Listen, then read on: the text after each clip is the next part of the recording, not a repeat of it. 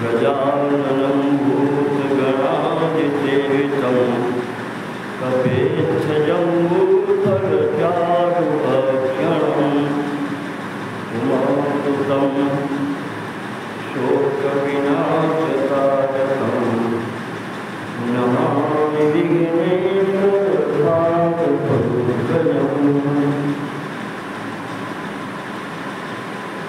कर्पूरगौरं करुणावतारं संसारसारं भुजगेन्द्रहारं सदा वसन्तं हृदयारविन्दे भवानी सहितं नमामि।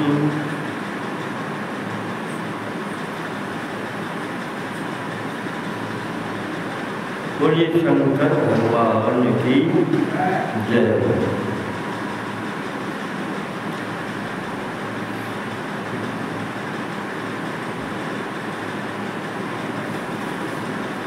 स्वास्थ्य में थोड़ी सी गड़बड़ी हो गई, कुछ तो कमी नहीं होगी, दंड मिला।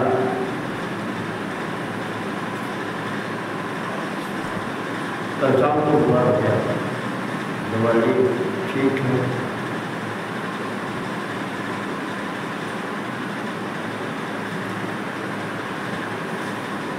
वायु देवता बता रहे हैं ऋषियों को, ऋषियों जैसा हमने कल बताया था, पूर्ण परात्पर परब्रह्म परमात्मा से ये चार मूर्तियां उत्पन्न हुई हैं, ब्रह्मा विष्णु रुद्र और अर्धनारीश्वर भगवान महेश।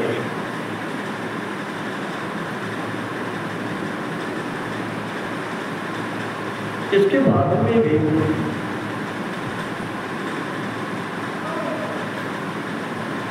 जब सृष्टि बढ़ती नहीं दिखाई पड़ी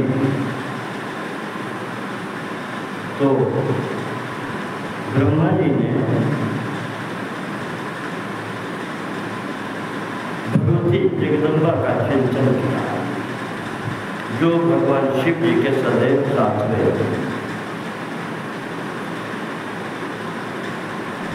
उनकी स्तुति की, स्तुति करके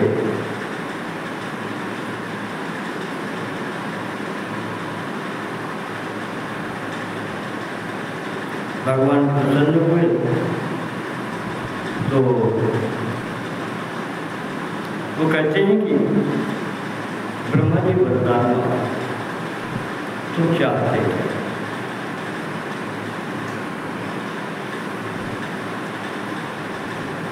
यहाँ स्तोत्र का जो पाठ किया है ब्रह्मा जी ने, यह अर्धनारीश्वर स्तोत्र है और उसमें भगवती का भगवान का एक साथ, उनके एक साथ स्तुति की गई।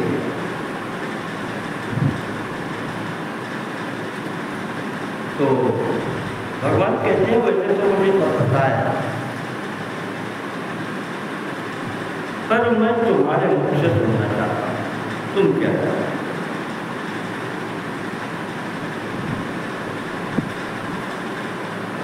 तो ब्रह्मा जी कहते हैं कि प्रभु,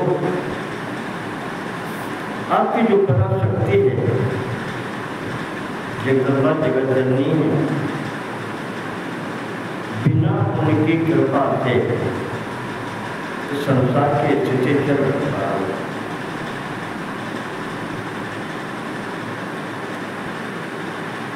हम सृष्टि करते हैं, मानसिक करते हैं, मनसा निर्मिता सर्वे दिव्य देवादयो मया। स्वर्ग के देवता सबके अंदर सृष्टि की, पर वो सब मानसिक है, मन से निर्मित है। तो न प्रत्यम उपगच्छन्ति, इसलिए वो बढ़ती नहीं।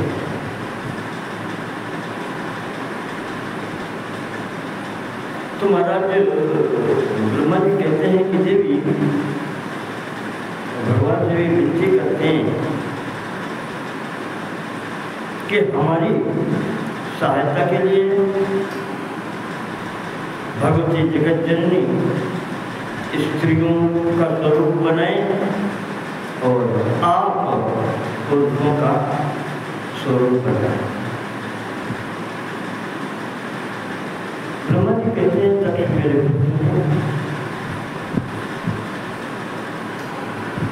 उनके यहाँ आकर के भगवती स्वयं जन्म लें।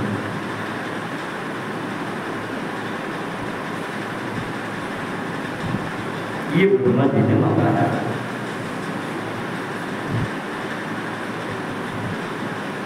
तो इस प्रकार से ये इच्छा लेकर के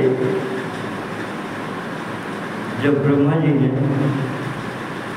वरदान मांगा, फिर उसी स्थिति में ब्रह्मा जी ने अपने शरीर के दो भाग किए। एक भाग से स्वयं मंडल और दूसरे भाग से शत्रुपा जी आए।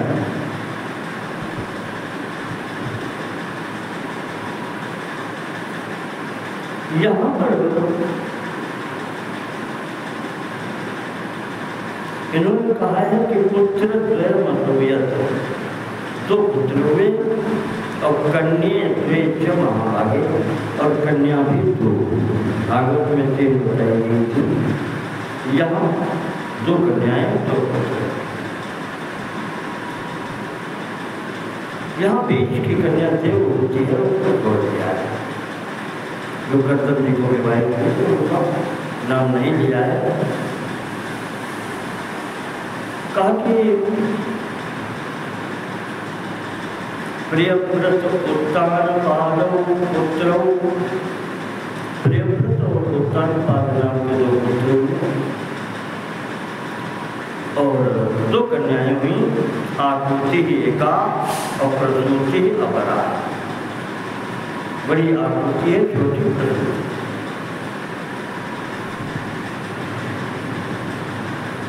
आकृति बड़ी कन्या ऋषि प्रजापति को दी गई और जो प्रसूति हैं इनका विवाह ये प्रथम तक्षुयुग में उनसे हुआ। बिल्कुल वैसी घटना है जो पीछे बता चुके हैं। यहाँ दक्ष जी के 24 कन्याएं हुई, जैसे पीछे बताया गया था 24, यहाँ भी 24 ही कहा है, जिसमें से 13 धर्म को दी गई और इन्हीं में से सबसे छोटी जो है प्रसूति है, प्रसूति की जो सबसे छोटी कन्या है उसका नाम है सती। 24 थी, जो सबसे छोटी है वो सती है। तो इस प्रकार से जब इनके विभिन्न ऋषियों से विवाह हुए तो मैथुनी सृष्टि प्रारंभ हुई। स्त्री पुरुष से मिलकर के संतानें होंगी।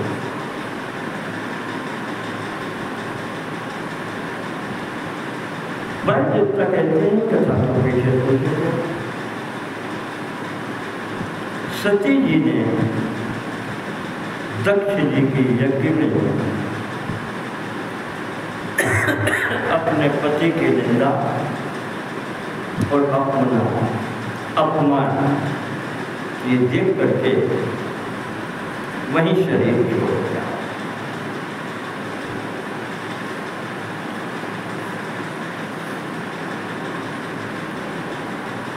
इसके पश्चात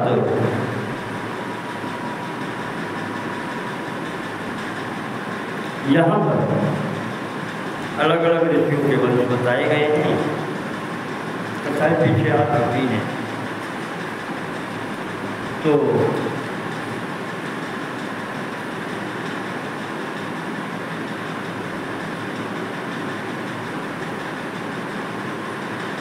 यहीं पर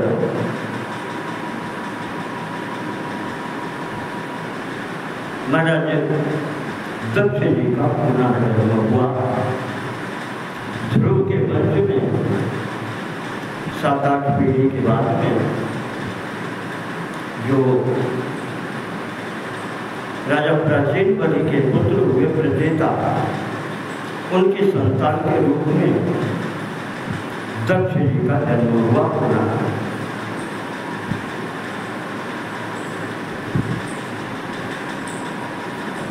यहाँ पर वीरुनी नाम की या शकिनी नाम की पत्नी इनको मिली, जिससे पहले 10,000 उत्पन्न किए, फिर 1,000 और उत्पन्न किए। नारद जी ने सबको योगी बना दिया। इस पर दक्ष जी ने श्राप दे दिया नारद जी को, का आज से तुम एक स्थान पर अधिक देर तक रुक नहीं पाओगे।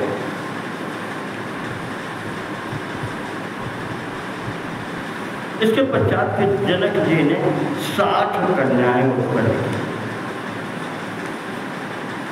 और इन 60 कन्याओं को अलग अलग ऋषियों को दिया है। यहाँ धर्म को 10 मिली हैं, कश्यप को 13 मिली हैं, चंद्रमा को 27 मिली और शेष 10 जो हैं वो अन्य 2-3 लोगों को मिली हैं। इस प्रकार से ये दक्ष की कन्याओं के ऋषियों के साथ में विवाह हुए, इनके वंश चले और आज इस चराचर सृष्टि में इन दक्ष पुत्रियों के ही संतान भरी पड़ी है।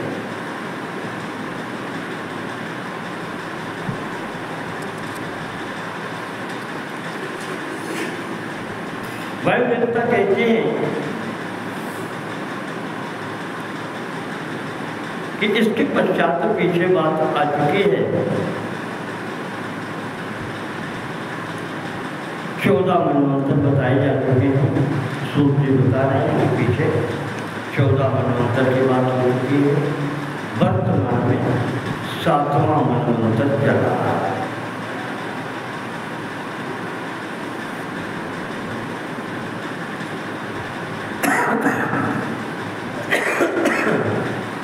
इसी मनवंतर की घटना है।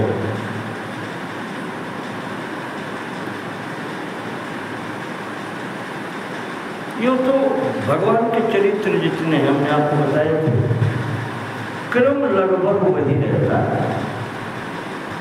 तो यहाँ पर सती जी का चरित्र थोड़ा सा बताया है। कहा कि जब पहले जन्म दक्ष जी थे तो गंगा द्वारे शुभे देशे, गंगा द्वारा हरिद्वार के पास में कनखल स्थान है, वहाँ पर इन्होंने यज्ञ किया था। सभी लोग यहाँ पर आए हैं। इसने दक्ष ने शंकर जी को नहीं बुलाया, तो इस कारण से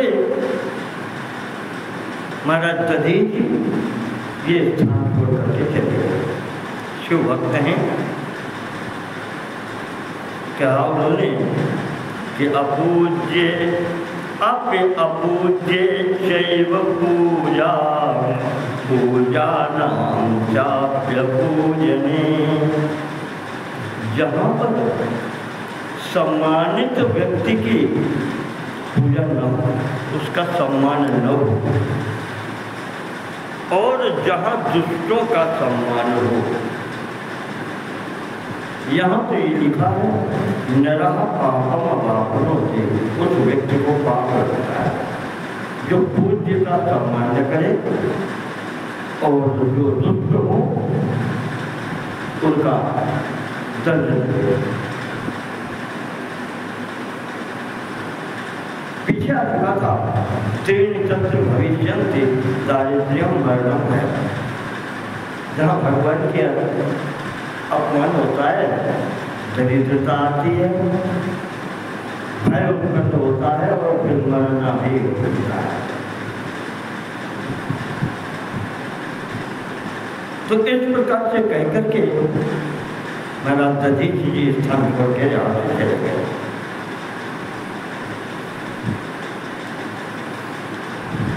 सती जी के आग्रह पर भगवान ने उनको भेज तो दिया, पर ये कह दिया कि बिना बुलाए जहाँ भी जाओगे, भले पिता का घर है, तदपि विरोध मान जहाँ कोई तहाँ गए कर जाना। पिता माता गुरु की यहाँ बिना बुलाए जाओ, मित्र की यहाँ बिना बुलाए जाओ, लेकिन जहाँ पर कोई विरोध मानने लगे फिर नहीं। हाँ,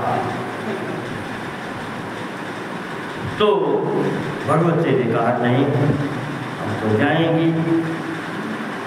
भगवान ने भेज दिया। जाकर के पहुँचती हैं तो कतहु नदीक शंभो कर भागा। भगवान शिव का भाग कहीं,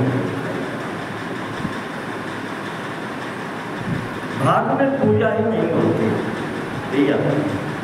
भाग में जैसे आप मेरे रिश्तेदार हैं, घर के हैं, मित्र हैं, तो सबको कोई न कोई काम जब बड़ा होता है तो दिया जाता है कि भाई तुम्हारे जिम्मे ये काम है तुम ये देखोगे। अरे देवता न मानते दामाद ही मान लेते, उनको बुलाते उनके जिम्मे कोई काम कर देते। दामाद जरूर लड़के के बराबर होता है, तो वही भाव लेकर के उसको काम बता देते कि तुम्हारा ये काम है, ये भी भाग लेना होता है। जब ये देखा भगवती ने तो उन्होंने क्रोधित होकर के पिताजी से और उनसे सबसे कह करके वहीं शरीर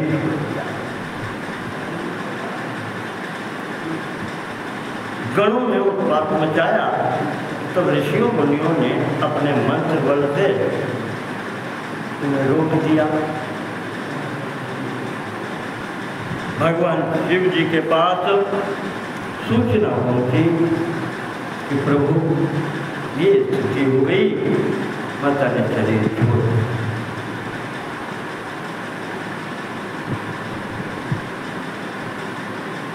महाराज जी ने जटा उखाड़ी, जमीन पर पटकी। भगवान वीरभद्र प्रकट हो गए। शिव जी का ही स्वरूप है, उनका ही इस स्वरूप में भी अवतार है। सामने खड़े हैं, महाराज क्या आज्ञा है? कहा दक्षिण की विध्वंस करो। इसने समस्त मर्यादाओं का उल्लंघन कर दिया है, तो इसकी यज्ञ का विध्वंस हो।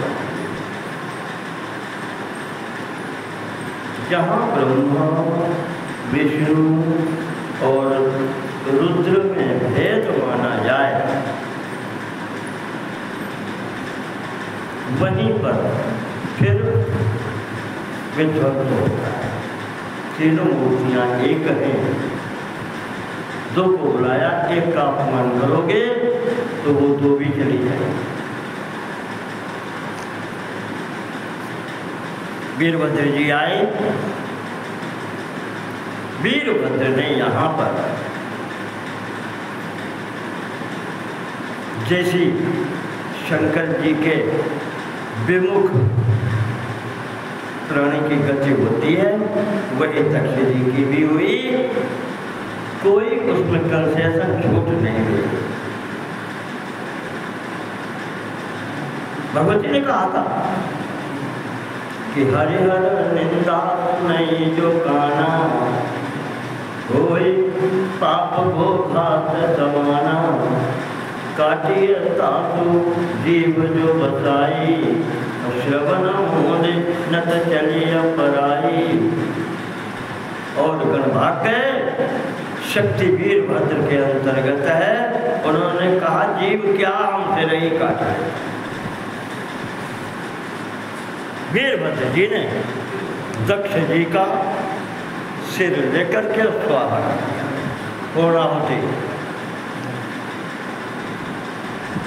चारों ओर सृष्टि में हाहाकार मच गया। अब क्या एक मुख्य पद है वही समाप्त हो गया। सृष्टि कैसे चलेगी?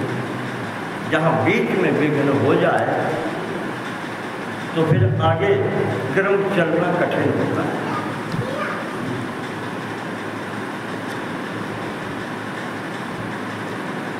यहाँ वैदिकता कहते हैं कि समस्त देवता ब्रह्मा जी भगवान विष्णु स्वयं कैलाश पर्वत पर पहुँचते हैं।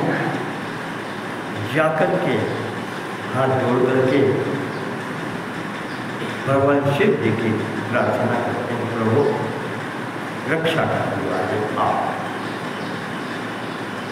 आपके अतिरिक्त और कोई रक्षक है नहीं। हम सबके प्राणों की रक्षा के लिए आपने जहर भेजा, हराहर विष। तो महाराज अब उतना बड़ा तो काम नहीं। दक्ष को जीवन दान किया।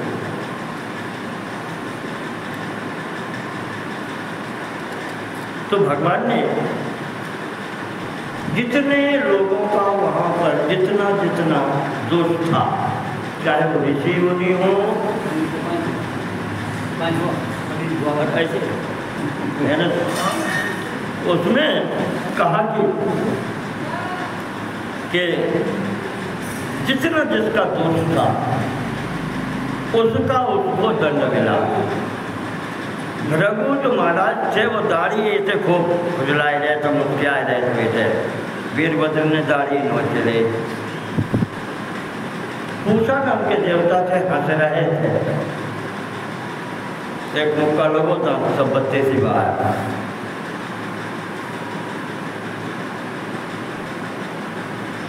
एक देवता ही मित्र, वो आंखें इधर उधर चलाए रहे। देखिए हमारी ताकत। महाराज जी ने दोनों आंखें बड़ा दूर करते हैं। तो कहने का मतलब जिसका जितना दोष है उतना हो गया। दक्ष जी का बड़ा दोष है तो सिर ही स्वाहा हो गया। जीव छोड़ो, सिर ही स्वाहा।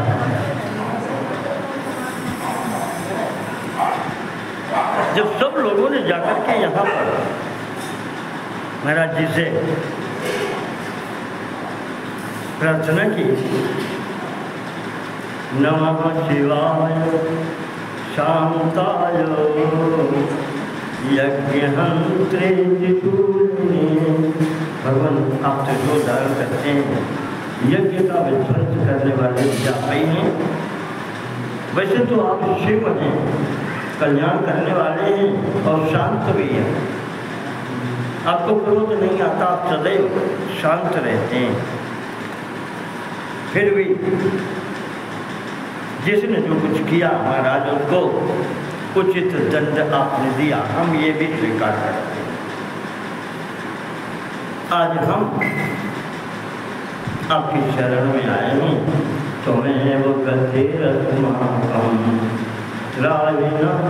शरणागताम। हम आपके सब लोग शरण में हैं, आज हमारी रक्षा। महादेव जी कहते हैं कि क्या इच्छा है तुम्हारी? तुम तो हमारे बालक हो, प्रजा हो। तो देवता कहते हैं, ब्रह्मा जी कहते हैं, महाराज दक्ष ब्रह्मा जी आते हैं, मेरा पुत्र है प्रभु, इसको प्राण दान। भगवान ने कहा ठीक है, कहा चलो यज्ञशाला में पहुंचते हैं। देखा कि वहां पर एक बकरा घूम रहा था। महाराज जी ने वही उसका सिर लिया और दक्ष जी के लगाया। कहा बच्चा वैसे लगा जो मैं करते रहते थे, तो अब ये मैं करें। और उस बकरा की जो दाढ़ी थी वो रघु महाराज के लगाई गई। रघु महाराज तुम्हारी दाढ़ी गई है, बकरा बड़ी तुम्हें लगाई गई। ऐसे जो कुछ भी किया, जाकर के भगवान ने ये सोचे सबको कृपा की।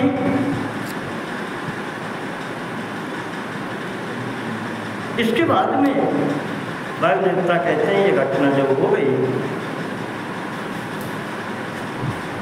तो यही सती जी ने भगवान जो शिव जी की अर्धांगिनी है, महामाया है, शक्ति है, जगदम्बा है,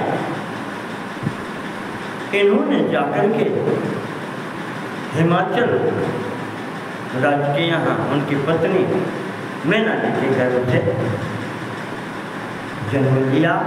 क्योंकि महाराज जी कैलाश में जब रहते थे तो हिमाचल और उनकी पत्नी बहुत सेवा करती थी। सती जी का शरीर छूटा है, कोई अधिक समय तो नहीं हुआ था, तो माता मैना के कभी कभी इतने भाव आता था कि ऐसी ही पुत्री हमारी होती। आज उसी का फल भगवत जी ने दिया है।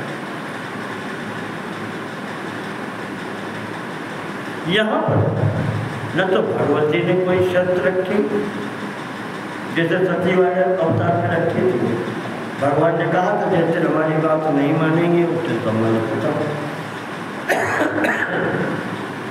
सती जी ने कहा था जैसे तुम मेरा अपमान कर दोगे उस दिन हम शरीर छोड़ देंगे। यहाँ कोई बात नहीं, निश्चित हो गया। तो भगवती ने अर्धांगिनी होते हुए भी अपने जो सती जीवन में उनसे जो भूल हुई थी उसका उन्होंने प्रायश्चित किया। तपस्या इसीलिए की जो भगवान की बात पर विश्वास नहीं किया। सबसे बड़ी जहाँ पति पत्नी में विश्वास न हो फिर वो घर घर नहीं।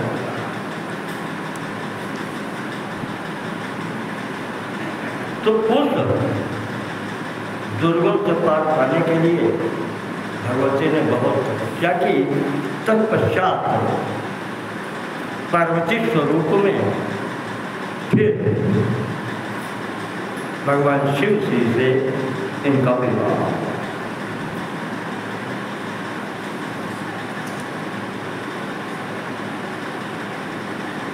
विवाह हुआ, अपने स्थान पर आए, पत्नी बैठे थे। हरि जी एक दिन हंसी में निकल गया। हमने कहा था सती जी भी पक्के रखी हैं, ऐसे पार्वती तो इनके मुंह से निकल गया काली। तो भगवती को थोड़ा सा बुरा लगा। क्या वो हैं तो हैं, काली कहने की क्या जरूरत है? पार्वती मेरा नाम है, उमा मेरा नाम है, अपर्णा मेरा नाम है, कुछ भी नहीं। काली कहने का क्या हुआ? भगवती ने सोच लिया कि ठीक है महाराज, तो मैं आप जैसी ही गौर वर्ण होकर के तब आपके पास आऊँ। कर्पूर गौरव करुणावतार जैसे आप हैं ऐसे ही हम भी होंगे। जाकर के भगवती ने तपस्या की है। ब्रह्मा जी आए ब्रह्मा जी ने पूछा आपके लिए अब कौन सा तपस्या व्रत रह गया है? तो देवी ने अपनी बात बताई कि ब्रह्मा जी बात इतनी है कि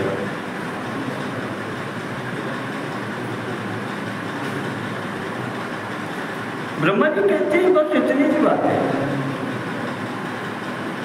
क्रीड़ा पिक्च जगन माता तब लोग कहता है ये आपकी जो तपस्या है इस संसार का हित करने के लिए एक खेल है।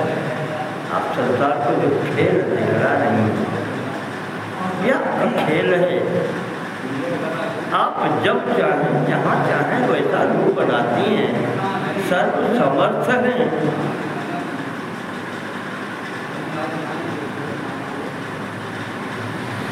तो पीछे जैसे हम बता चुके उमा संगीता में अंतिम अध्याय में भगवती ने इसी समय यहाँ पर शुभ निशुभ दैत्य का वध जब किया था तब उनके शरीर से जो शक्ति प्रकट हुई थी उसका नाम था द्रौपदी।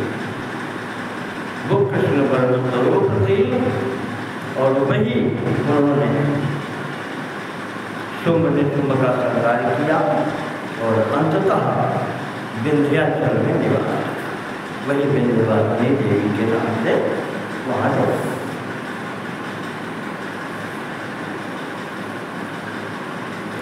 इस प्रकार से कहते हैं इसी समय वे तपस्या कर रही थी,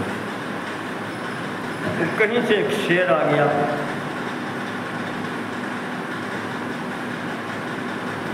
और वो बैठा अपने उसमें किसी दिन तो शरीर टूटेगा तब मुझे मिल जाएगा। वो आया इस विचार से, पर मैंने कहा था सज्जन लोगों के पास में बैठने पर बुद्धि शुद्ध होती है। भगवती के संसर्ग में रहने से उस व्याघ्र की, उस शेर की बुद्धि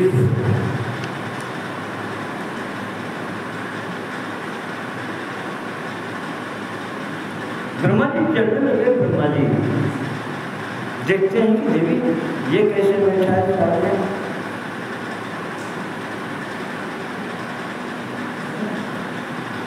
ये दुष्ट क्या है, इसका क्या किया जाए? भगवती कहती हैं अब जब इतने दिनों से साथ है तो इसकी दुष्टता समाप्त है। ये भी मेरा भक्त हो गया महाराज, इससे मेरा वाहन, अब ये मुझे वाहन रूप में देगी।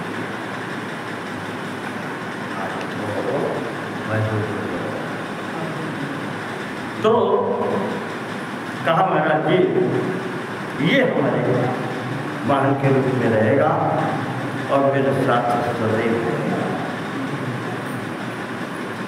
इस प्रकार से भगवती ने उस सिंह को साथ में लेकर के बिल्कुल पुत्र के समान मान करके यहाँ पर भगवान शिव जी के पास होती हैं। आज गौर वर्णन हो गया।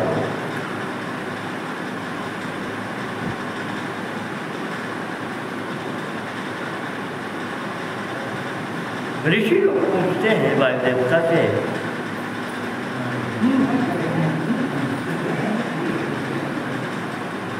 कि जब देवी जी आई हैं यहाँ पर उसी के बाद की घटना है गणेश जी की उत्पत्ति। माता जी ने अपने कुबटन से एक बालक बनाया, दरवाजे पर बैठा दिया, कहा देखो मेरी आज्ञा के बिना अंदर कोई नहीं जाएगा।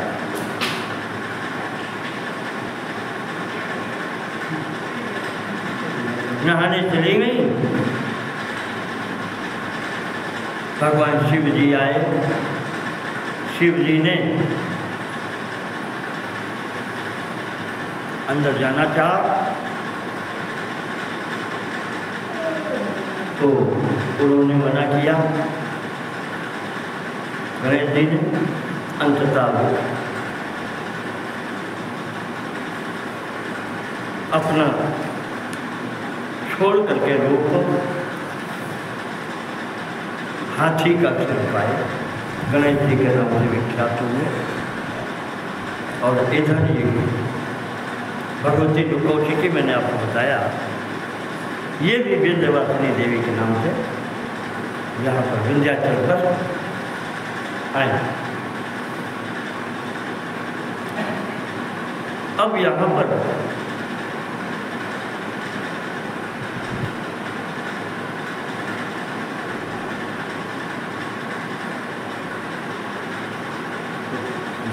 भगवान वायु देवता से ऋषियों ने प्रश्न किया कि ये भस्म कहाँ से आया? तो शिव के भक्त भस्म लगाते हैं, कहाँ से आई, इसका क्या तात्पर्य है?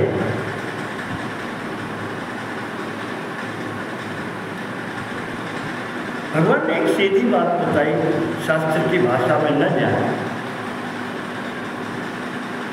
जैसे बैटरी होती है, उसका एक सिरा जिसको पॉजिटिव या धनात्मक या गर्म कहते हैं, और दूसरा ठंडा कहलाता है, जैसे अर्थ हुई कहते हैं, ऋणात्मक कहते हैं। कहा पूरा संसार इन दो तत्वों से ही बना है। कहने का तात्पर्य ये, वायु देवता कहते हैं कि भगवान शिव और भगवती जगत जननी के अतिरिक्त यहाँ अन्य कोई है नहीं। शिव जी क्रोध जल्दी आता है, क्षमा भी करते हैं, पर वो उस स्वरूप के हैं, अग्नि स्वरूप है। और सोमात्मकम चंद्रमा का स्वरूप, शीतलता का स्वरूप भगवती। कहते हैं कि ये साथ ही है। और एक स्वरूप बताया था कि इनका साथ वाणी और उसका अर्थ जैसा है। कोई शब्द अगर मुझे बोलेंगे तो उसका अर्थ अवश्य होगा। तो बिल्कुल वही भगवान शिव जी का और पार्वती जी का संबंध है। अगर एक मूर्ति है तो दूसरी अवश्य हो, अकेले होते हैं। सती जी के चले जाने के बाद में हम लोगों की दृष्टि में महाराज जी अकेले थे, लेकिन पार्वती जी ने कहा, क्या कहा था? उन्होंने कहा था कि भगवान कभी अकेले होते हैं,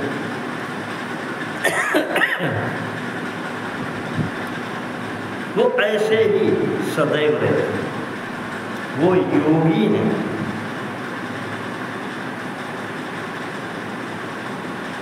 का वो ऐसे ही रहते हैं। तुम्हें लगता है कि हम उनसे अलग हैं? बिल्कुल नहीं।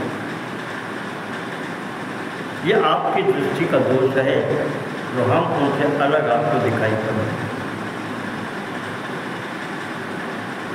बस ठीकता ये है कि या शक्ति ही परमात्मा को, जो शक्ति है वही परमात्मा है, और जो परमात्मा है वही शक्ति। दोनों एक साथ रहते हैं। तो इस स्थिति में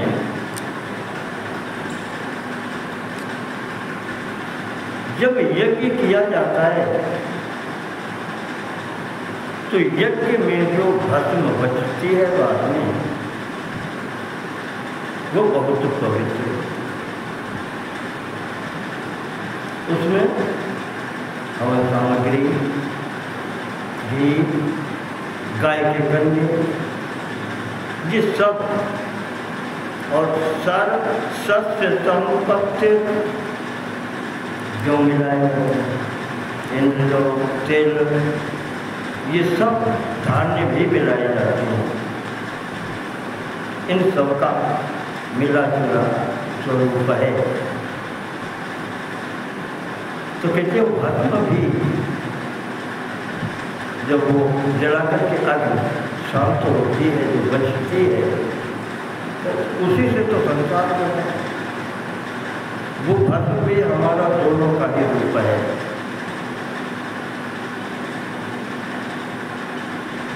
और अगर आवश्यकता पड़े तो इसी प्रकार से भस्म बनाई जाती है। उबले लाकर गाय और उनको भस्म कर या हवन में प्रयोग करके उनसे भस्म बनाई।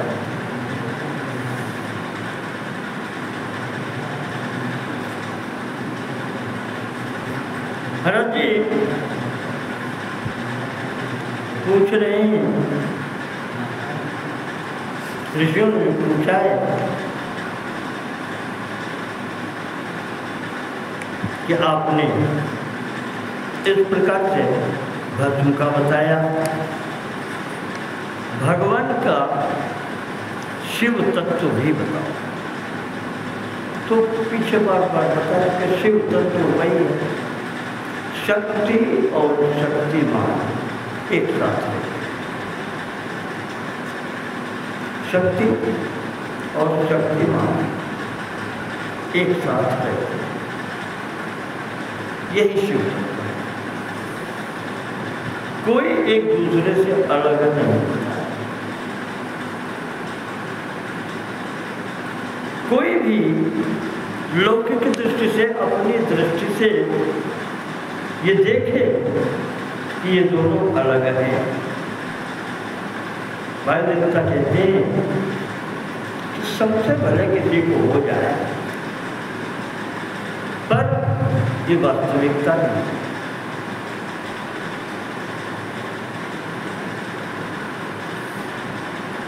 तो इस प्रकार से महाराज जी ने देख ऋषियों का यहाँ पर ऋषियों का भ्रम दूर किया। तो महाराज जिस दिन व्यक्ति को ये ज्ञान हो जाता है कि वो परमात्मा सत्ता निर्गुण निराकार और ये सगुण और साकार दोनों एक ही, दोनों एक हैं, तो उसके सभी दुख दूर हो जाते हैं।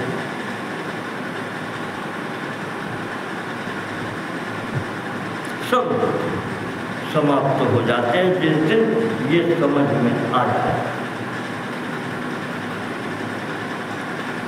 जैसे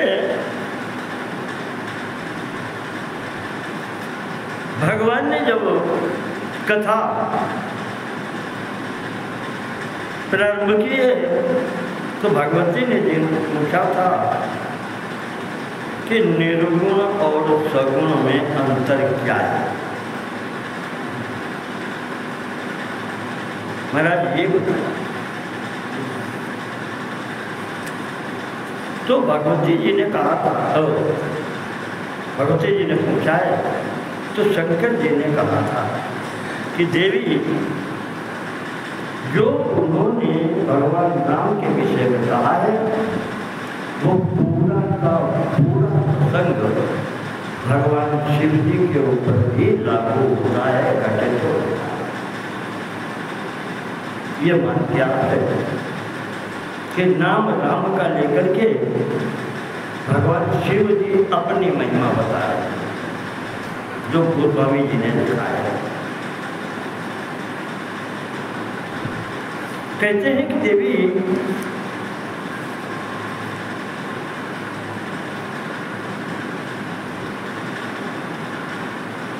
एक बात नहीं मोई तुम्हारी यद्यपि मोहवश कहूँ भवानी। तुमने जो प्रश्न पूछे हैं सब ठीक है कि राम कौन है, ये सब पूछते हैं, लेकिन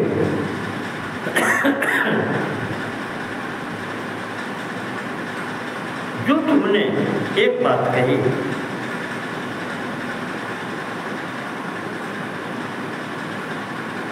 हमें पता है कि ज्ञान तो तुम्हें है देवी, पर तुमने संसार के कल्याण के लिए ये प्रश्न किया है। तुम जो कहा राम को आना, यही श्रुति गाओ धरणी में ध्याना। शंकर जी कहते हैं जो तुमने पूछा कि राम कौन है, कहा वो यही राम वो हैं जिनके पीछे ऋषि मुनि पागल बने घूमते हैं, तपस्या करते हैं उनके दर्शन पाने के लिए, जिनकी लीलाओं का गायन वेद करता है। और तुमने जो प्रश्न कर दिया, कहा कि अच्छा तो नहीं लगा, ये प्रश्न वही करते हैं कि हरे माया जगत भ्रमाई, जिनको भगवान की माया है, उनका चित्त स्थिर नहीं हो पाता है, इसलिए वो पूछते हैं कि राम को।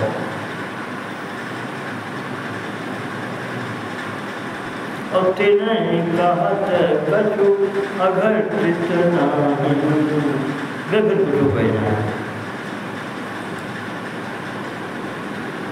जिन्हें भगवान की माया लगी है, कहा वे फिर कुछ भी कहे।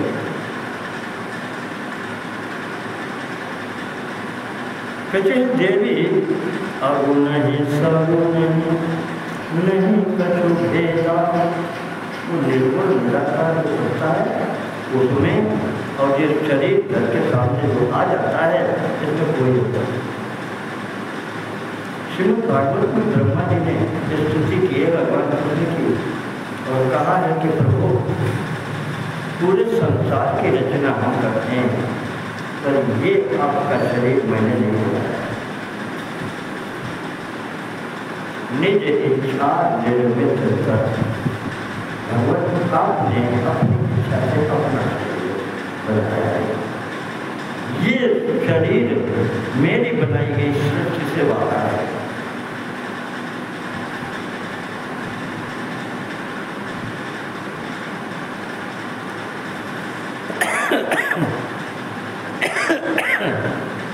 तो उसी में शिव जी आगे कहते हैं कि देवी निज भ्रम नहीं समुझई अज्ञानी, अप्रभु पर मोह धनई जड़ प्राणी। दोष अपना है कि समझ में अपने को नहीं आता, और दुख भगवान को रहा है कि महाराज आप समझाए दो तो समझ में आएगा। अरे तुम प्रयास करो, अगर तो हो जाएगा तो आप भी प्रयास करो, समझो, साधना करो, वहाँ पहुँचने का पात्र बनो तो ज्ञान आएगा। काटे तब जो लोचन अंगुलियाए, प्रगट जुगल सत्य जय के आए। चंद्रमा की ओर देखो और अंगुलियां ऐसे लगाए, जरा दबाओ तो दिखाई पड़ रही। का ये माया रूपी विघ्न लगाया है, वो एक के दो दिखाता है, कहीं दो के चार दिखाता है, कहीं 10 के 9 दिखाता है, कैसे जाने दिखाता है।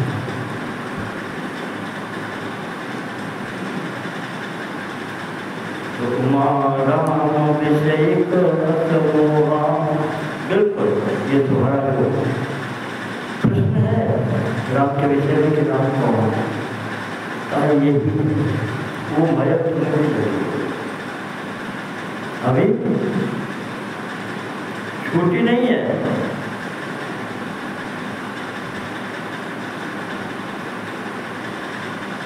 सती शरीर रजो बहुरानी, जो सती के शरीर में तुम्हें लग गई थी वो अभी भी छाया मिटत तुम्हारी, वो छाया आज भी दौरा पड़ जाता है कभी। वही पर कहा है कि बिनु पद चले सुनई बिनु का नाम, करो बिनु करम करई विधि नाम, सकल कोई बिनु वाणी बक्ता बड़ोगी, कर्म बिनु परस शरीर नहीं है लेकिन स्पर्श का अनुभव कर लेता है। नयन बिनु देखा, ये सब नेत्र दिखे, जिसको बिना नयन बिना पैर बिना हाथ धोने के कहते हैं, ये सब को देखे हैं। तत्पर कहने का ये है। तो असतव भावते अलौकिक करनी, महिमा जागो जारी नहीं करनी। और कहते हैं प्रभुजी, ये तुम्हें जो दशरथ के पुत्र लग रहे हैं ये छोड़ो, जो सब कुछ कर सकता है, जो सर्वत्र है, वही दशरथ का पुत्र है। यही इमिगा वेद बुध जाहि धरहि मुनि ज्ञान, सोई दशरथ पुत्र, सोई वो निर्गुण निराकार जिसके लिए ऋषि मुनि पागल देते हैं, तपस्या करते हैं प्राप्त करने के लिए, वही दशरथ पुत्र भगत हित भक्ति से बध करके आए हैं, शरीर पाया है कौशलपति भगवान। कौशल्या में आकर के कौशल्या की गोद में शरीर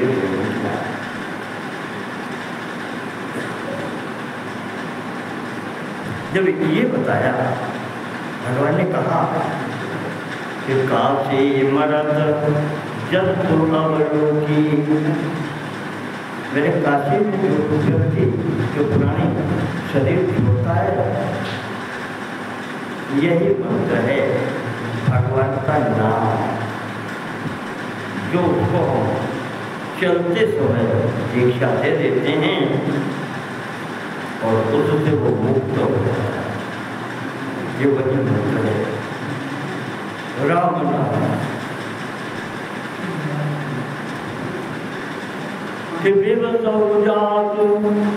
नाम नरकाई, जिसके मुख से धोखे में भी राम नाम निकल जाता है। जन्म अनेक रचित अवतार, करोड़ों जन्म के पाप समाप्त हो। जन्म आने का जो विवश होता है, तुलसीदास जी ने कहा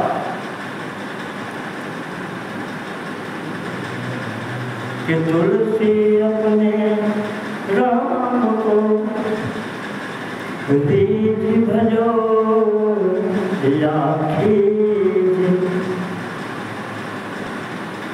समय पड़े पर जाने उल्टो सीधो, क्या जैसा वो हमको भी होगा, समय पर अपना परिणाम देगा। तो इस प्रकार से भगवान ने जब पार्वती जी को समझाया तो भगवती कहती है, प्रभु आपने जो बात कही है वो इतनी मीठी वाणी लगी है कि महाराज ये क्या होती है कि आप सुनाते रहे, कथा कहते हैं, हम सुनते हैं कि प्रथम जो मैं पूछा कोई करो। महाराज तो जो पहले हमने प्रश्न आपके सामने रखे हैं उनके उत्तर दीजिए, और उसके बाद कहती हैं कि प्रथम जो मैं पूछा कोई कहो, जो पर प्रसन्न प्रभु आओ। अगर हम पर प्रसन्न है तो जो प्रश्न मैंने किए उनके प्रश्न का उत्तर, और फिर उसके बाद में ये बताओ कि नाथ धरे नरतम के लिए भगवान मनुष्य के ही शरीर में क्या है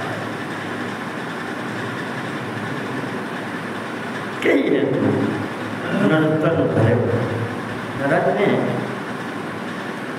मनुष्य का शरीर ही क्यों धारण किया? कहीं और भगवान ने कहा कि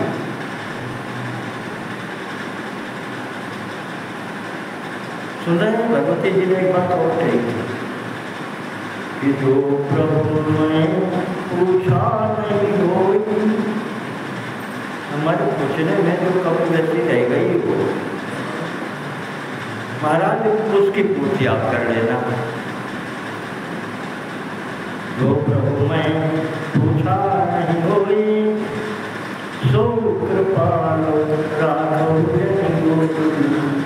महाराज कुछ हुआ है नहीं कि हमने पूछा नहीं, तो आप बताएं वो भी तो हमने पूछा, हम नहीं जानती हैं, अज्ञानी हैं, हमसे प्रश्न छूट सकता है तो प्रभु आप तो हृदय की जानते हैं।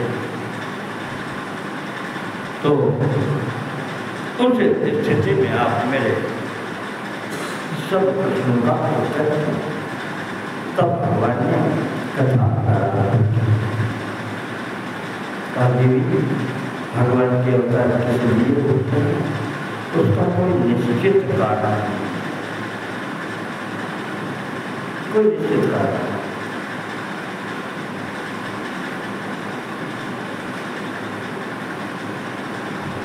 जब जब बोली धर्म कहानी, बाणी असुर अधम अभिमानी।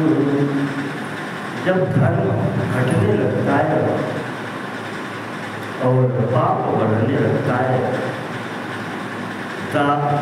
दानव दैत्य ये दुष्ट जो बढ़ने लगते हैं संसार में, तब तब प्रभु धरी विविध शरीरा, अनेक पावनि सज्जन पीरा।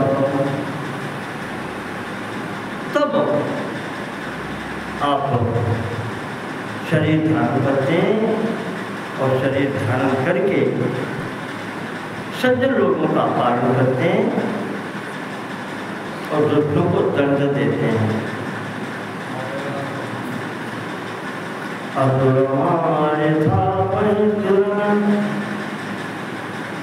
दैत्यों का संहार करते हैं, दुष्टों का संहार करते हैं।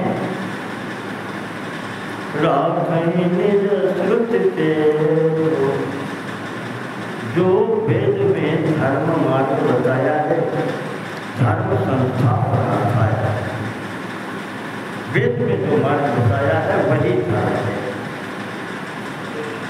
उसका पालन कराने के लिए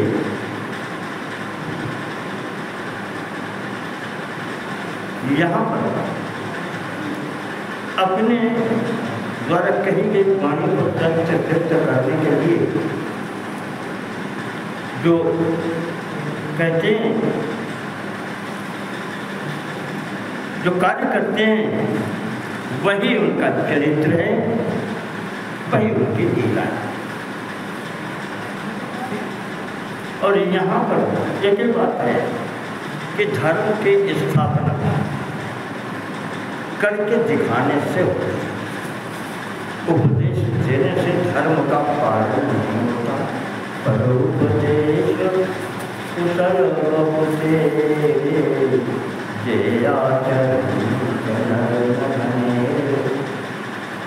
जो आचरण करके दिखाता है वही धर्म है, और उसी को शेष दुनिया पालन है।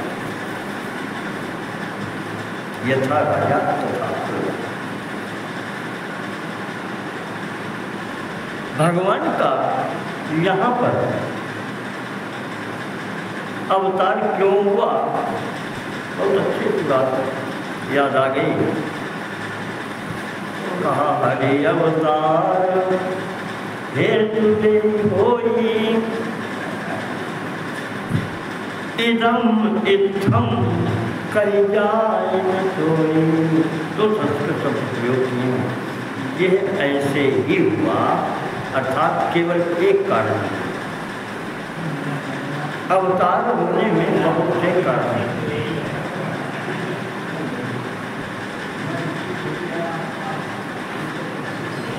मुख्य चीज यही होती है कि करके दिखाना होता है। धर्म संस्थापना में यही स्थिति महाराज मनु की है।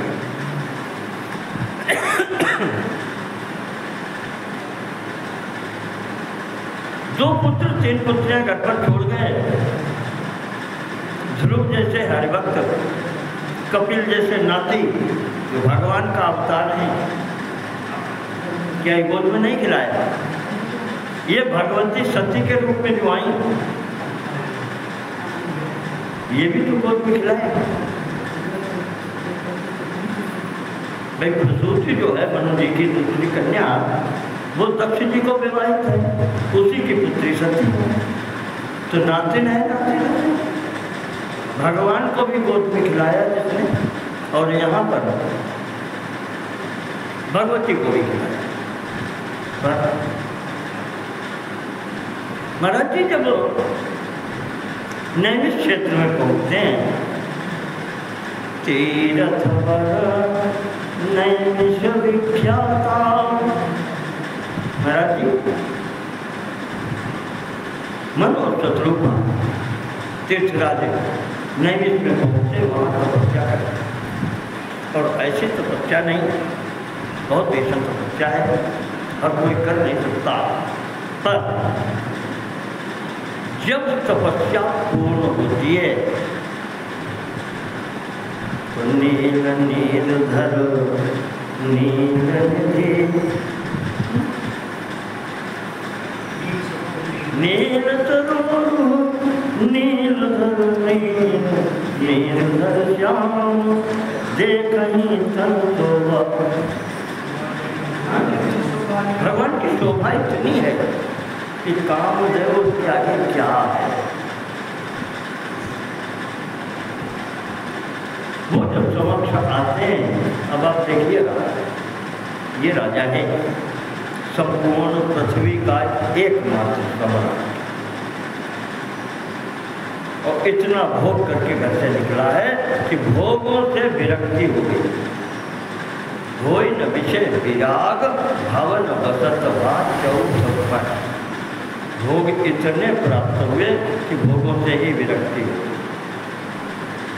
और ये जब वहाँ भगवान के समक्ष खड़ा होता है तो क्या कहते हैं? कहता क्या है कि चाहूं तुम्हें समान प्रभु सन कौन, प्रभु पुत्र तो पौत्र तो बहुत खिलाया, पर आप जैसा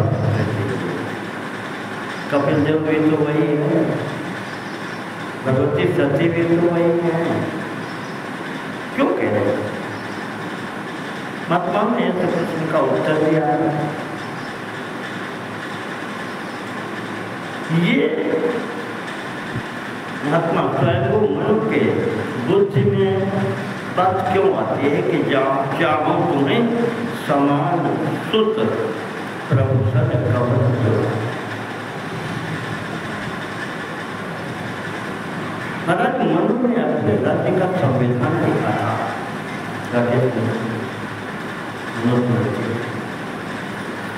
पिता कैसा हो, पुत्र कैसा हो, परिवार कैसा हो, भाई कैसा, पत्नी कैसी। महाराज मनु ने सब कुछ लिखा है। आदर्श लिखना सवाल होता है। हम आपसे कहें आप ऐसे हो जाओ कि इस गांव में आपका कोई दुश्मन न रहे, हो सकता है क्या? आप बिल्कुल भला चाहते हैं लेकिन फिर वो पीछे का नहीं देगा, तो आप कितने दिन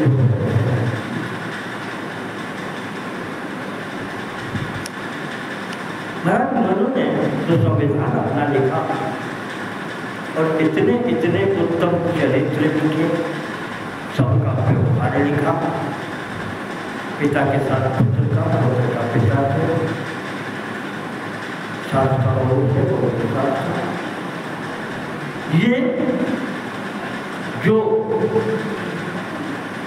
मनु जी कहते हैं कि प्रभु हमने अपने मन से नहीं लिखा है।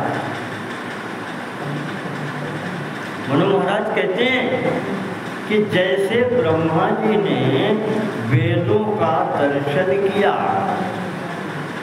उन्होंने लिखे नहीं है। अचल लोग कहते हैं ऋषियों मंत्र दृष्टा रहा। ऋषि लोग मंत्रों के दर्शन करते हैं, लिखते हैं। ये मंत्र साक्षात शरीर धारण करके दर्शन करते हैं और इन्हीं को ब्रह्मा जी ने साक्षात दर्शन किया है। वो प्रथम दृष्टा है। ऐसे ही संसार की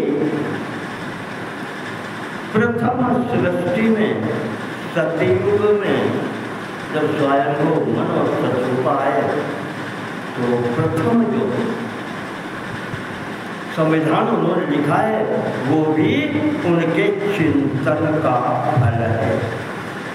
यथा पूर्वम अकल्पयत्। आपका व्यक्त मंत्र क्या कहता है? जब विधाता यथा पूर्वम अकल्पयत्, ब्रह्मा जी पूर्व सृष्टि के भांति सृष्टि बनाते हैं तो वही उनके लड़के के ऊपर, उनके संतान पर भी लागू होता है। स्वयं मनु जी भी कहा भगवान से कि लिखवा तो हमसे इतनी इतनी बड़ी बातें दी हैं, प्रभु ये करके कौन दिखाया? मनु महाराज का तात्पर्य ये है, प्रभु उपदेश देना दिलाना बहुत सहज है। आपने हमें दे दिया, हमने अगले को दे दिया। कविता जी कहते हैं कि एक मरला कुत्ता देख के दूसरा मरला बड़ा कुत्ता भौंकने लगा थे, पता क्यों नहीं काय हो गया है, उसको भी पता नहीं क्यों भौंकता और बराबर जवाबी में भौंकता रहे और इधर वाला भी जवाबी में भौंकता है, पता क्यों? तो महाराज मनु कहते हैं प्रभु ये लिखा दिया, ये साक्षात्कार संविधान से करा दिया, इसका पालन कौन करेगा? महाराज ये करके दिखाना पड़ेगा, तब धर्म की स्थापना हो पाएगी। हमारे बस की बात नहीं है कि जो हमने लिख दिया है ये हम अब आप करके दिखाएंगे। शरीर टूटने वाला, इसलिए मानते हैं कि चाहो तुम्हें समान शुद्ध नई अवस्था में आओ और प्रारंभ से लेकर के अंत तक का सब कुछ निभा के दिखाओ, तब हम मानेंगे कि ये संविधान मेरा सही है। माता शत्रुपा को ज्ञान था, पर बस यही है अर्धांगिनी, यही अर्धांगिनी है। कहा जो वरनाथ चतुर नृपमाला, ज्ञान की इच्छा है, मेरा मुक्त कर दो, मेरा नहीं शत्रुपा की इच्छा है, अब संसार में आना अच्छा नहीं लगता। पर पति की इच्छा देख करके माता शत्रुपा कहती है कि प्रभु जो राजा ने मांगा है चतुर नृप मांगा, सोई कृपाल वही अति प्रिय राजा। तो महाराज चलिए सौभाग्य हमें भी मिले, जब आप आएंगे और ये पुत्र मांग रहे हैं तो पुत्र धर्म का निभाव तभी होगा जब पत्नी साथ में होगी, अन्यथा पुत्र कहाँ जाए। तो कहा कि महाराज मुझे भी वही प्रिय है जो राजा ने मांग लिया, पर मेरी सी थोड़ी सी विनती है। कहते हैं कि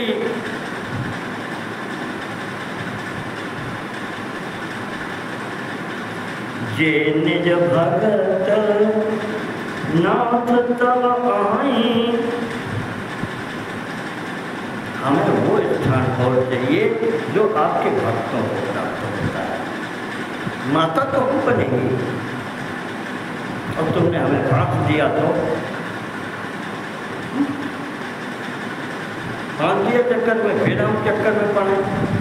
कहा कि जे निज भगत नाथ तब कहाई, जो सुख पावही जो गति लगाई। जो गति आपके भक्तों को मिलती है, जो सुख आपके भक्तों को मिलता है, प्रभु वो भी साथ में चाहिए। सोई सुख सोई गति सोई भगति, वही गति वही सुख और वही भक्ति। और सोई निज चरण तने, ये कभी घमंड में मेरा न हो जाए कि हम भगवान की माता हैं। निज चरण, प्रभु आपके चरणों में मेरी, ये कभी गुमान न हो, ये अभिमान न आए कि मैं आपकी माता हूँ। परमपिता परमेश्वर की माता बनने का सौभाग्य देना राजा की इच्छा है, पर अभिमान नहीं, ये अभिमान है। ये जो कहा है भगवान के मुँह से अनायास निकल गया। कहा देवी, अब यहाँ पर देवी भी नहीं, सीता सीता संबोधन है कि मातु विवेक अलौकिक तोरे, जो तुमने राजा ने मांगा है सब हो गया, लेकिन मातु विवेक अलौकिक तोरे, जो तुमने ज्ञान मांगा है तो अभिमान, ये कभी हृदय में ना आए कि हम परमात्मा की माता है, मैं भी उससे भी बड़ी हूँ। भगवान कहते हैं कौन मिटी अनुग्रह मोरे, देवी ये अभिमान तुम्हारे हृदय में कभी नहीं। जो भक्ति, जो प्रेम, जो कुछ भी तुम्हारा मेरे आज है, ये सदैव रहेगा। और अंत में कहते हैं कि आप सनिष्ठ भोजन का, राजा सेनानी से कहते हैं कि अब हम अपने तरीके का दूसरा चाहो तुम्हें समान सोचो, ऐसा पुत्र चाहिए महाराज जो आपके समान हो, और परम परमात्मा सत्ता तो एक ही है। समान तो तब हो जब दो, दो है ही नहीं। तो भगवान कहते हैं कि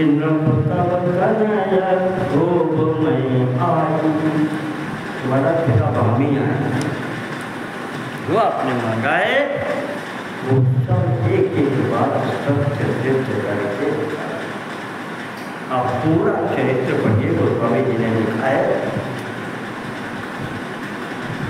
भगवान ने अपनी परीक्षा दी पूरे चरित्र में, लेकिन फिर मनु महाराज को भी लपेट लिया कि लड़का बनाया है तो बाप भी बन के भूख के आपको दिखाना पड़ेगा।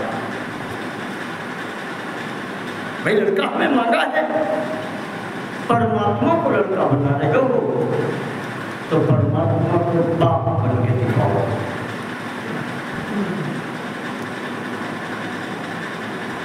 ये महाराज ये कदम कदम पर वशिष्ठ जी ने भी कहा है आगे चरित्र में, कहा कि धर्मधीर चारी त्रिभुवन विदित भगत भयहारी। और अंततः जब वो स्थिति बनती है, राजा ने कहा कि हम इसको तिलक करना चाहते हैं, तो वशिष्ठ जी ने याद दिलाया कि महाराज पुत्र कहना बहुत सरल है, परमात्मा को पुत्र बनाया है तो बाप बन के दिखलाना कि उस परमात्मा का पिता बनने की, बाप बनने की योग्यता क्या है। जीवन मरण जैसे दशरथ राय को जियत खिलाए राम, और राम विरह तनु परिहरे। ये है प्रेम। जब तक जीवित रहे राम को गोद में खिलाया तब तक जीवन रहा, और जैसे ही राम ने त्यागा शरीर छूट जाता। जीवन मरण सुना जैसे दशरथ राय को जियत खिलाए राम विरह तनु परिहरे। ये धर्म की संस्थापना, ऐसे धर्म की स्थापना की जाती है। आग में स्वयं जलना पड़ता है, अगले को शिक्षा देनी, अन्यथा कोरा उपदेश कहीं कार्य नहीं।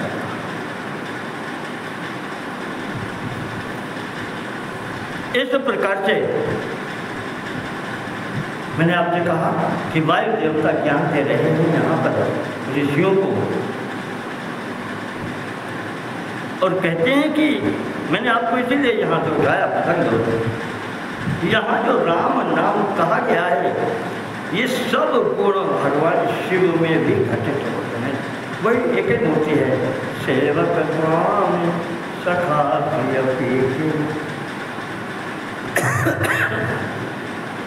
स्वामी भी हैं, सेवक भी हैं, सखा मित्र भी हैं, दोनों हैं, एक दूसरे के स्वामी भी हैं। मौका पड़े तो वे उनके गुरु और नहीं तो वे उनके गुरु है, बराबर की स्थिति है। इसी को परोक्ष और अपरोक्ष ज्ञान कहा है। प्रत्यक्ष का उल्टा परोक्ष होता है। प्रत्यक्ष जो घटना हमारे सामने होती है, और परोक्ष ये है कि हमने नहीं देखी, बुद्धू कहीं रास्ते में देख क्या है उन्होंने बताया, ये परोक्ष है। पर यहाँ परमात्मा के लिए एक शब्द प्रयोग होता है, अपरोक्ष। इस समझने की बात है, परमात्मा अपरोक्ष क्यों है?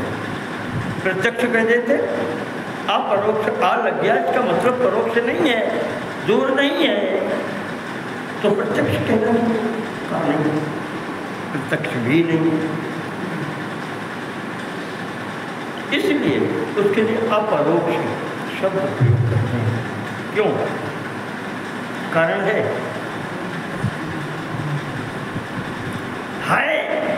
मगर दिखाई नहीं देता है। अपने शरीर से होती है, वो जब निकल जाता है तो शरीर वैसे ही पड़ा रह जाता है पर दिखाई नहीं देता। और जो नहीं है वो दिखाई देता नहीं। इस भाषा में, इस वैदिक भाषा में नहीं शब्द उसके लिए प्रयोग किया जाता है जो पहले नहीं था, बीच में आया और फिर समाप्त हो गया, बाद में भी नहीं रहेगा। ऐसी वस्तु का प्रभाव माना नहीं जाता, इसका अस्तित्व नहीं माना जाता है, उसको नहीं कह दिया जाता है। वो है नहीं। जो वस्तु होती है वो टिकाऊ होती है, जो सदैव रहे। ईश्वर या जिसको हम कहते हैं मैं, ये पहले भी था, आज भी है और आज भी रहेगा। ये आने जाने वाला शरीर बदल जाएगा तो उसका कोई बदल जाएगा, लेकिन वो जो मैं है वो रहेगा। तो एक वही है जिसकी सत्ता तो है, सामने दिखाई पड़ती है पर आंखों से नहीं दिखाई पड़ता, इसलिए उसको अपरोक्ष है तो, लेकिन प्रत्यक्ष नहीं। उसके गुणों को समझ करके उसका अनुमान किया जाता है। अथ सब अलौकिक करनी महिमा जाय नहीं करती। वो ऐसा है जिसके शरीर नहीं, जिसके हाथ पाँव नहीं, जिसके मुख और ये सब नहीं, ऐसा जो है वही पर। और वो जब कह देते नहीं है, उस नहीं का तात्पर्य होता है ये सब कुछ, ये सिर, ये हाथ पैर, ये बुद्धि, ये शरीर, सब कुछ एक जगह नहीं, सर्वत्र वही है। ये है उसका अपरोक्ष है। तो दो प्रकार के ज्ञान यही बताए हैं कि एक तो वो है किसी ने प्रमाण देकर के आपको बता दिया, वो तो बताया ऐसी घटना हुई, ऐसा हुआ, नहीं तो मानते हो तो आखिर में कह देंगे कि भैया क्या होता, जो भी सही रास्ता है, प्रमाण देना पड़ेगा। पर ये जो अपरोक्ष है इसमें प्रमाण की आवश्यकता नहीं है, ये स्वतः प्रमाण है। हम जिंदा हैं, हम आपसे बात कर रहे हैं, स्वतः प्रमाण है कि हम हैं, और अगर हम हैं तो परमात्मा है।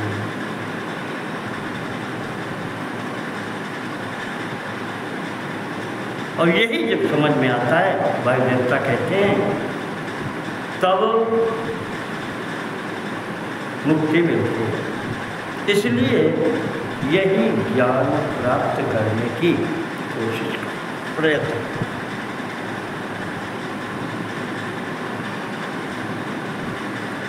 इसके बाद में